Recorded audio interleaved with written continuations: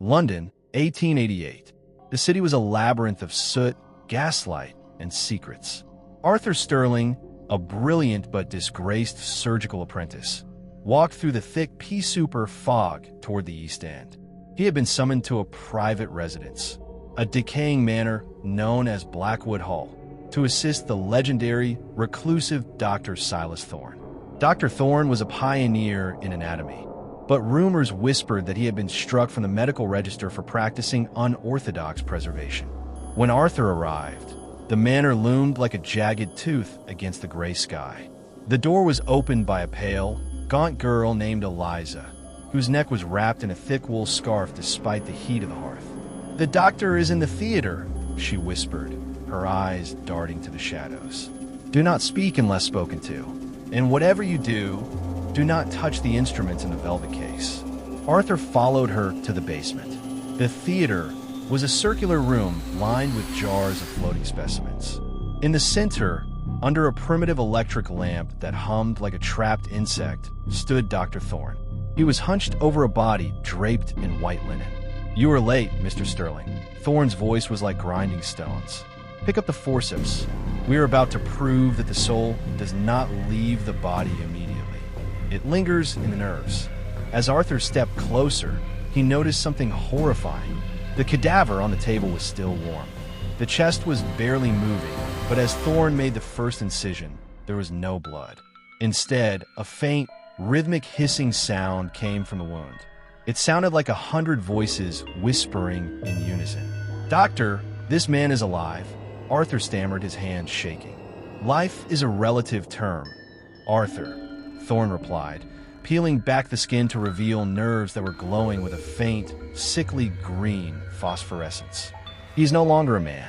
He is a library, and I am simply reading the pages." Suddenly, the lamp overhead flickered and died. In the total darkness, Arthur felt a cold, wet hand grab his wrist. It wasn't the doctor. It came from the table. "Help us!" The voices hissed, vibrating through Arthur's very bones. When the light returned, the body was still. Dr. Thorne was staring at Arthur with a predatory intensity. "Did you hear it, boy? The music of the flesh? You have a gift. Most men are deaf to the dead. But you're going to help me finish the great work." Arthur looked down at his wrist. There was a bruised handprint there, turning black, and the bruise was moving, slowly crawling up his arm toward his heart. Arthur did not sleep that night. He was given a room in the servants' quarters, a cramped space that smelled of formaldehyde and damp earth. Every time he closed his eyes, he felt the black handprint on his wrist twitching, as if the nerves beneath were trying to rearrange themselves. Restless, Arthur took a silver candle holder and crept out into the hallway. The manor was silent, save for a rhythmic, mechanical thudding coming from behind the heavy oak panels of the walls. Thump hiss, thump hiss. He followed the sound to the grand gallery, where tall, narrow alcoves were covered by heavy velvet curtains. Thinking he would find paintings or statues, Arthur pulled back the first drape. He nearly dropped his candle. Behind the curtain was a vertical glass cylinder filled with a viscous, amber fluid. Inside stood a man, or what used to be a man. His skin had been removed with surgical precision, leaving the muscular structure exposed. Thin, silver wires were threaded through every major nerve, connecting the body to a series of copper bellows built into the wall. The man's eyes were open. They tracked Arthur's candle. "Heavens!" Arthur gasped. He pulled back the next curtain and the next. A row of 20 cylinders. Men, women, even a child. All of them flayed, yet kept in a state of horrific, suspended animation. The bellows in the wall acted as their lungs, forcing air into their open chests with a mechanical wheeze. "They're the silent choir," a voice whispered behind him. Arthur spun around. It was Eliza. She had removed her wool scarf. In the dim candlelight, Arthur saw the truth. Her neck was a patchwork of stitched skin, and a small brass valve was embedded just below her jawline. "Dr. Thorne doesn't believe in death," Eliza said, her voice sounding like a recording played on a damaged phonograph. "He believes death is merely a mechanical failure that can be bypassed. We are his experiments in immortality." Arthur stepped back. "Eliza, we have to get you out of here. This is madness." "I cannot leave," she said, touching the valve on her neck. "My heart does not beat on its own anymore, Arthur. The doctor wins me every morning in the theater. If I leave the manor's power grid, I stop." Suddenly, a loud, brassy bell rang throughout the house. "The doctor is calling for the morning harvest." Eliza turned pale. "He needs a fresh supply of neural fluid, and he's looking for you." Arthur looked at his wrist. The black bruise had reached his elbow. It wasn't just a mark. It was a cluster of microscopic needle-like growths pushing through his skin. He realized with a jolt of terror that Thorne hadn't hired him as an assistant. He had hired him as a donor. The great work required a young, healthy nervous system to act as a bridge for the silent choir.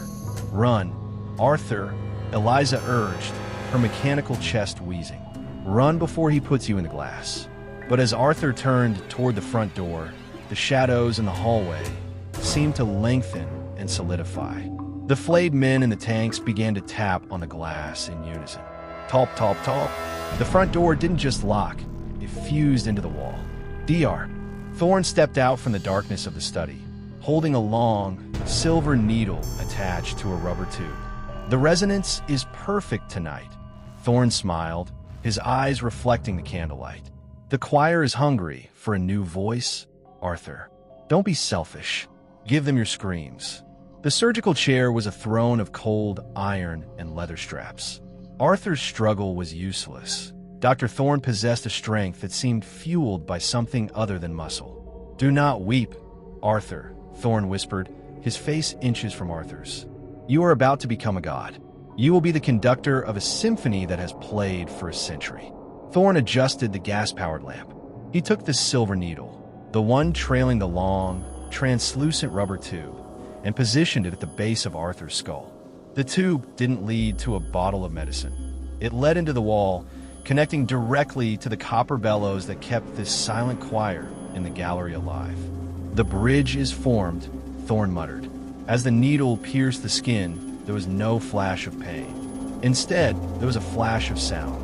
Arthur's vision exploded into 1,000 fractured images. He wasn't in the basement anymore. He was standing in a vast, gray cathedral made of bone and copper wire.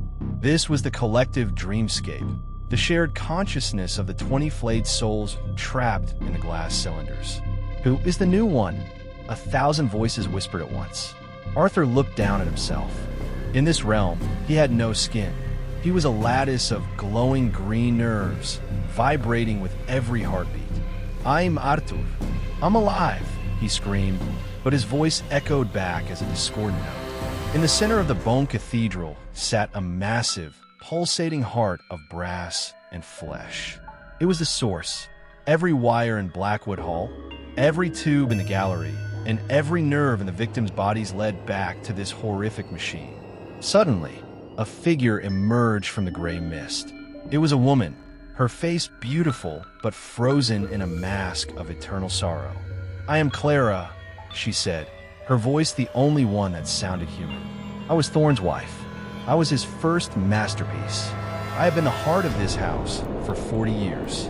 Clara, help me," Arthur begged. "How do I stop him?"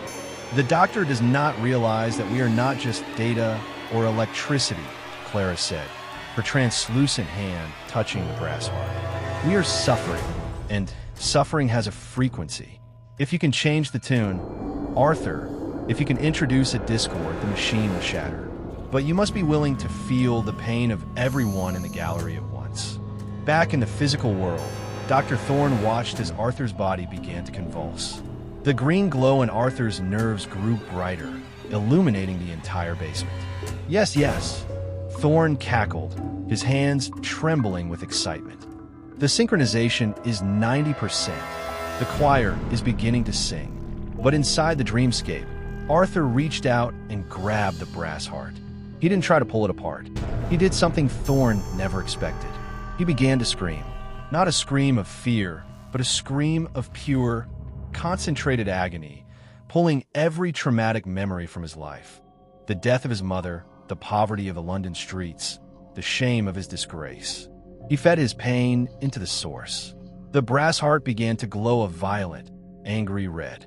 This silent choir, in the gallery, stopped their rhythmic tapping. They began to wail. The basement of Blackwood Hall transformed into a chamber of chaos. The brass heart of the machine, fed by Arthur's agonizing discord, began to vibrate at a frequency that shattered the specimen jars. Formaldehyde and ancient organs spilled across the floor, but Dr. Thorne didn't flinch. You dare pollute my symphony with your common suffering? Thorne roared, his voice barely audible over the screeching of the pipes. In the gallery above, the pressure in the cylinders hit the breaking point. Crack! The thick glass of the third tank splintered, sending a wave of amber fluid and the flayed man inside onto the floor. The man didn't die.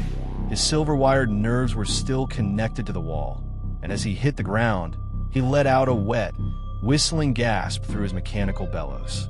Thorne realized the source was overheating. The green phosphorescence in the wires was turning a jagged, electric white. If the bridge will not hold the spirit, then I shall harvest the anchor. Thorne screamed. He lunged for a tray of specialized tools. He pulled out a craniotomy saw, a heavy, brass-handled instrument with a jagged circular blade. He didn't want the connection anymore. He wanted Arthur's physical brain to house the collective consciousness before the manor system collapsed. Eliza, hold him, Thorne commanded. Eliza stepped out of the shadows. Her mechanical chest was wheezing violently, steam hissing from the valve in her neck. She looked at Arthur, who was still trapped in the waking sleep of the nerve link. His eyes rolled back, his body twitching with every surge of the machine. Doctor, the choir is screaming, Eliza said, her voice flickering. They want to go home. They want the darkness. Silence, you clockwork doll. Thorne barked, stepping toward Arthur with the saw. Hold his head still, or I shall dismantle you for parts by morning. Eliza moved toward the chair. Her stitched fingers reached for Arthur's temples. But as she touched his skin, a spark of the discord jumped from Arthur to her. For a fleeting second, Eliza saw the gray cathedral. She saw Clara, the doctor's wife, weeping in the center of the brass heart. She saw what she once was, a girl named Mary who had come to the manor looking for work, only to be turned into a living machine. No, Elisa whispered. Instead of holding Arthur still, she grabbed the silver needle at the base of his skull and ripped it out. The feedback was instantaneous. A bolt of white energy threw Eliza across the room and sent Dr. Thorne stumbling back into a rack of chemicals. Arthur's eyes snapped open. He was back in his body, but the world was spinning. His nerves felt like they were made of liquid fire. You wretched girl, Thorne hissed, picking himself up. The craniotomy saw was still buzzing in his hand. You have broken the seal. The souls, they are leaking. At that moment, the floorboards above them groaned. This silent choir was no longer silent. Freed from their glass prisons, but still tethered to the house by their wires, the flayed victims were crawling. Arthur could hear the wet, dragging sound of 20 skinless bodies pulling themselves across the gallery floor, heading toward the basement stairs. They weren't coming for help. They were coming for the man who had stolen their deaths. The basement was rapidly filling with a mixture of amber fluid, stagnant water, and the stinging scent of chemicals. The electric lamp overhead buzzed with a dying light, casting long, jerky shadows against the walls. From the darkness of the stairwell came a sound that would haunt Arthur for the rest of his days. The wet, rhythmic slap thud of muscle against wood. The first of the silent choir appeared at the bottom of the stairs. It was the man from the first cylinder. Without his skin, he looked like a living anatomical diagram, his raw muscles glistening in the dim light. He wasn't walking. He was dragging himself, his silver nerve wires trailing behind him like the tail of a comet, sparking against the damp floor. Get back, Thorne screamed, waving the buzzing saw at the creature. I gave you eternal life. I am your creator. The flayed man didn't speak. He couldn't. Instead, he opened his mouth, and a blast of pressurized steam erupted from the bellows in his chest, a sound of pure mechanical grief. Arthur, help me. Eliza's voice came from the corner. She was slumped against a pile of crates, the valve in her neck leaking a black, oily fluid. The doctor, he's going to trigger the purge. He'd rather burn the manor than let the world see his failures. Arthur scrambled to his feet, his legs feeling like lead. He saw Thorne backing away toward a large brass lever on the far wall, labeled voltaic discharge. If I cannot have a perfect symphony, I will have silence. Thorne's face was a mask of aristocratic fury. No. Arthur lunged through the rising water. Before he could reach Thorne, more of the choir poured into the room. They moved with a hive mind coordination, their copper cords intertwining like a nest of snakes. They didn't attack Arthur. They ignored him entirely, their singular, hollow gaze fixed on Dr. Thorne. One of the flayed women, her silver-threaded fingers reaching out, caught Thorne's ankle. "Let go of me, you meat." Thorne shrieked, kicking at her. As Thorne struggled, the brass lever sat just inches from his hand. If he pulled it, thousands of volts would surge through the manor's nervous system, vaporizing the victims and anyone else inside. Arthur looked at Eliza. She was fading, her mechanical heart winding, slowing down. Then he looked at the source, the brass heart in the center of the room. It was glowing a blinding white now, vibrating so hard the floor was cracking. The wires! Arthur shouted to himself. He realized that the choir was only alive because of the source. If he destroyed the heart, they would die, but they would be free. And Thorne would lose his power. Arthur grabbed a heavy iron fire poker from the hearth. He didn't go for Thorne. He ran for the brass heart. "Don't you touch it!" Thorne screamed, finally reaching the lever. "I'll kill us all first." Thorne gripped the handle and pulled it down. A massive arc of blue electricity leapt from the ceiling. But instead of purging the house, the current hit the water on the floor. The basement exploded in a flash of light. The world didn't end with a bang, but with a searing, blinding hum. When the blue arc of electricity hit the flooded floor, the laws of physics in Blackwood Hall simply snapped. Arthur braced for death, but the pain never came. Instead, the roar of the water and Thorne's screams vanished into a terrifying, absolute silence. He opened his eyes and found himself standing in a world of monochrome gray. The basement was frozen in time. A spray of water was suspended in midair like diamonds. Dr. Thorne was caught in a jagged pose, his hands still on the lever, his face twisted in a silent yell. The flayed victims of the silent choir were frozen like statues of raw meat. "Is this death?" Arthur whispered. His breath didn't fog in the air. No, a voice echoed. "It is the static." Arthur turned. Eliza was there, but she looked different. The mechanical valve in her neck was gone. She looked like the young girl she had been before Thorne found her. But she was glowing with a faint, flickering blue light, the same color as the electricity. "The surge was too great," she explained, her voice sounding like it was coming from a distant room. The source didn't just discharge. It folded the manor into the electrical current itself. We are trapped in the moment of the purge. If you move too fast, the friction will burn you to ash.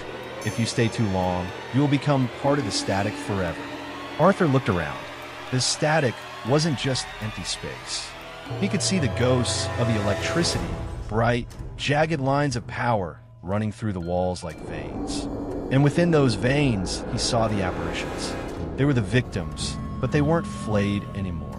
They were beings of pure white light, their faces elongated in a scream of eternal energy. One of the apparitions drifted through a wall, its touch leaving a trail of scorched, blackened wood. "The choir has become the current," Eliza warned. "And they're hungry. They blame everyone with a heartbeat for their suffering." Suddenly, the frozen world jerked. The water droplets fell an inch, then stopped again. Time was stuttering. The source is trying to restart, Arthur realized. When it does, the purge will finish. We have to kill the source while it's stuck in the stutter. As they moved toward the brass heart, the apparitions noticed them. The air began to crackle. One of the light beings lunged at Arthur, its hand passing through his shoulder. Arthur screamed. It didn't feel like a cut. It felt like his blood was being turned into boiling steam. "They're not just ghosts, Arthur," Eliza cried, her own light flickering. "They are voltage." The basement was no longer just a room. It was a lethal circuit. Arthur had to navigate the stuttering time, moving only when the world was frozen and hiding when the electricity surged. He reached the brass heart. It was pulsating with a rhythmic, blinding strobe light. Inside the brass casing, he could see the neural fluid bubbling. It was no longer liquid, but a glowing plasma of human memories and pain. Arthur raised the iron poker, but as he did, the frozen figure of Dr. Thorne began to twitch. The doctor's eyes, still human, still filled with malice, slowly rolled toward Arthur.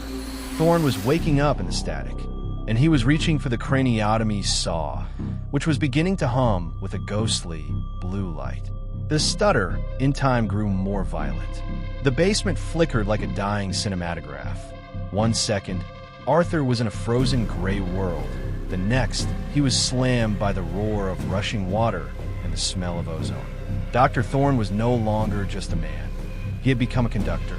His skin was translucent, showing the silver wires he had secretly implanted in his own limbs. He moved with a terrifying, jagged speed, appearing in one spot and vanishing into another as the electricity pulsed. You cannot destroy what is infinite. Thorne's voice was a distorted growl, layered with the static of 1,000 radio frequencies. He swung the ghostly blue saw, and it sliced through a wooden support beam like it was butter. Arthur dodged, his boots splashing in the electrified water. "It's not infinite, Thorne. It's a prison." Eliza screamed as an apparition of white light surged through her, draining her glow. "Arthur, the heart. It's drawing power from the memory leak." Arthur looked at the brass heart. It was cracking open, and instead of steam, images were pouring out, projected onto the walls by the raw energy. He saw a child's first steps, a wedding in a rain-drenched garden, a soldier's last breath. These were the stolen memories of the silent choir, being used as the fuel to keep the static realm from collapsing. "To kill the machine, you must ground it," Eliza shouted, her form becoming transparent. "But the brass is insulated. It needs a human bridge to touch the core and the water at the same time." Arthur looked at the floor. The water was the perfect ground, but anyone who touched the brass heart while standing in it would be vaporized instantly. Their nervous system would become the fuse that blew the entire manor apart. Thorne lunged again, his hand catching Arthur's throat. His grip was like a live wire. Arthur felt his memories beginning to drain. He saw his own childhood flickering on the basement wall. Thorne was trying to download him to stabilize the source. "I will live through you," Thorne hissed. In that moment of agony, Arthur saw his chance. He didn't pull away. Instead, he wrapped his arms around Thorne, pinning the doctor's arms to his sides. "If you want my life, Thorne, you have to take the rest of them too." Arthur roared. Using all his strength, Arthur threw his weight backward, dragging both of them toward the pulsating brass heart. Thorne's eyes widened with the first realization of true fear. He tried to let go, but the magnetism of the source was already pulling them in. "No, the resonance. It will shatter us," Thorne screamed. Arthur's hand hovered inches from the glowing plasma of the core. He looked at Eliza one last time. She nodded, her face filled with a tragic peace. At the very second the world stuttered into reality, Arthur didn't touch the core himself. He grabbed Thorne's hand, the one still holding the metal saw, and slammed it into the center of the brass heart. The scream that tore from Thorne's throat wasn't human. It was the sound of 20 years of stolen lives rushing back into a single body. The contact was absolute. The moment Thorne's hand hit the plasma core, the stutter stopped. Time slammed back into gear with the force of a high-speed locomotive. Arthur was thrown backward by a kinetic shockwave, hitting the stone wall so hard the breath left his lungs. He watched, horrified, as the reckoning began. Dr. Thorne didn't just die. He became a sponge for the memory leak. The white light apparitions, the spirits of the flayed victims, were no longer floating aimlessly. They were being violently sucked into Thorne's physical body. Too many. Thorne choked out, but his voice was now a chorus. His skin began to ripple and stretch. Beneath his flesh, shapes were moving. Faces of the silent choir pushing against his cheeks, hands clawing at his ribs from the inside. The silver wires in his limbs glowed white-hot, melting his muscle. He was being physically overwritten by the 20 lives he had stolen. As Thorne's body distended into a monstrous, flickering mass of screaming faces and jagged metal, the manor itself began to dematerialize. The walls were no longer solid. They were becoming translucent, turning back into the static. The heavy oak beams were dissolving into floating embers of blue light. Blackwood Hall was a dream that was finally waking up, and everything inside it was being erased. Arthur, move! Eliza appeared beside him. She was fading, her legs already turning into a mist of glowing particles. She grabbed his arm, her touch now feeling like a faint vibration. The manor is grounded through Thorne now. When he reaches full capacity, the house will vanish into the current. You have to get to the street before the foundation dissolves. Arthur looked at the creature that used to be Thorne. It was now a towering pillar of raw nerves and brass gears, anchored to the center of the basement. The source was collapsing into Thorne's chest, pulling the very air into a vacuum. "What about you, Eliza?" Arthur shouted over the howling wind of the vacuum. "I am part of the circuit, Arthur," she said with a sad, flickering smile. "I died years ago in a hospital bed. This is just the echo finally falling silent." She gave him a powerful shove toward the cellar stairs. As Arthur scrambled up, the steps felt like they were made of sand. Behind him, the creature that was Thorne let out one final, harmonious roar, a chord of 21 voices hitting a perfect, lethal pitch. Arthur reached the ground floor just as the grand gallery vanished. He saw the silent choir in their cylinders one last time, but they weren't flayed anymore. They were whole, dressed in their Victorian finery, waving goodbye as they turned into starlight. He lunged to the front door, but there was no door. There was only a wall of blinding white fog. Arthur closed his eyes and jumped into the void. The transition was not a sound, but a sudden, violent cold. Arthur gasped, his lungs burning as he inhaled the thick, sulphurous air of London. He was no longer in a basement of light and madness. He was lying face down in a vacant, muddy lot in the middle of a slum. He scrambled to his feet, spinning around. There was no Blackwood Hall. There was no jagged manor, no iron gates, no garden of dead roses. Just a patch of scorched earth and a few rusted pipes sticking out of the mud like broken bones. To the neighbors and the passers-by, it was just an empty lot that had been derelict for decades. "Eliza," he croaked, his voice raw. The silence of the London morning was his only answer. He looked at his hands. They were covered in soot and black oil, but the moving bruise, the neural parasite, was gone. He felt light, empty, and terrifyingly alone. He began to walk toward the city center, his clothes tattered and smelling of ozone. But as he reached the crowded streets of Whitechapel, the true horror of his survival began to manifest. He brushed against the chimney sweep, and a sudden, deafening scream erupted in his mind. It wasn't a physical sound. It was a flash of the boy's hunger, the soot in his lungs, and a memory of a beating from his master. Arthur stumbled back, clutching his head. He bumped into a wealthy merchant, and his mind was flooded with the man's greed, a secret affair, and a biting fear of bankruptcy. The source hadn't just used Arthur as a bridge. It had left the gate of his mind permanently open. The discord he had used to shatter the machine had permanently tuned his nerves to the frequency of human suffering. Every person he passed was a broadcast. He was no longer just Arthur Sterling. He was a walking antenna for the city's pain. Too many, too loud, he whispered, mirroring Thorne's final words.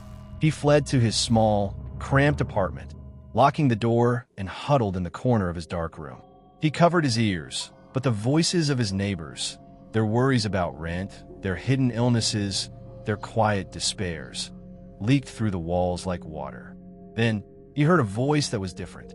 It didn't come from the street or the neighbors. It was clear, melodic, and hummed with a mechanical rhythm. "Arthur, don't hide. The symphony isn't over. It has just moved." He looked into his cracked wash basin mirror. His reflection didn't move, but a small, brass valve, identical to the one Eliza had worn, slowly manifested beneath the skin of his own neck. It pulsed with a faint blue light. The great work had found a new home. Arthur didn't leave his room for 3 days. He sat in the dark, listening to the city bleed. He realized that the world was not made of atoms and light, but of a tangled web of nerves and hidden agonies. He was the only one who could hear the London static. On the 4th day, the brass valve on his neck began to whistle, a thin, high note that demanded a purpose. Arthur stood up, dressed in his finest black coat, and draped a heavy scarf around his neck to hide the mechanical pulse. He returned to the empty lot where Blackwood Hall had stood. To his surprise, a black carriage was already waiting there. It bore no crest, and the horses were as silent as shadows. Standing in the center of the scorched earth was a man in a pristine gray suit, holding a silver-topped cane. "Mr. Sterling," the man said, not looking at him. "The resonance you created last week was felt as far away as Paris." Quite a loud debut.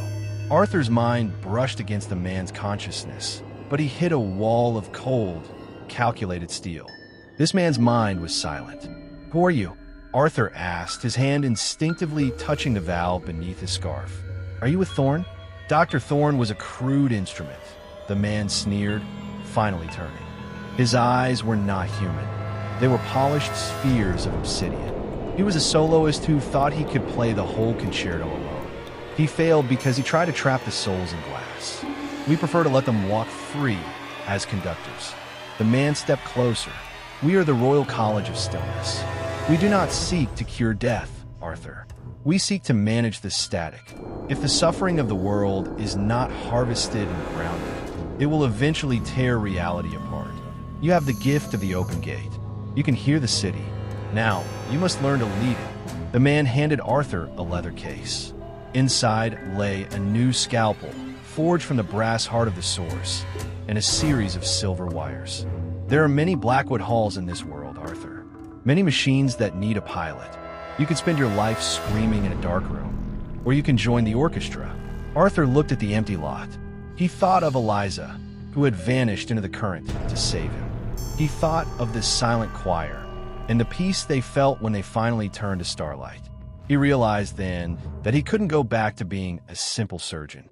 He was part of the machine now, but he wouldn't be a monster like Thorne. He would be a merciful conductor. He would find those whose suffering was too great to bear and give them the silence. "What is my first task?" Arthur asked, his voice steady. The man smiled, revealing teeth made of white porcelain. "There is a hospital in Southwark where the patients are starting to vibrate. Go there, tune them, bring them to the stillness." Arthur stepped into the black carriage. As it pulled away, the mud of the empty lot began to glow with a faint, blue phosphorescence one last time, then went dark forever. London continued to hum, a city of millions of souls, unaware that their pain was now being watched over by a man who could hear every heartbeat, every secret, and every final, gasping breath. The surgeon's silence had begun.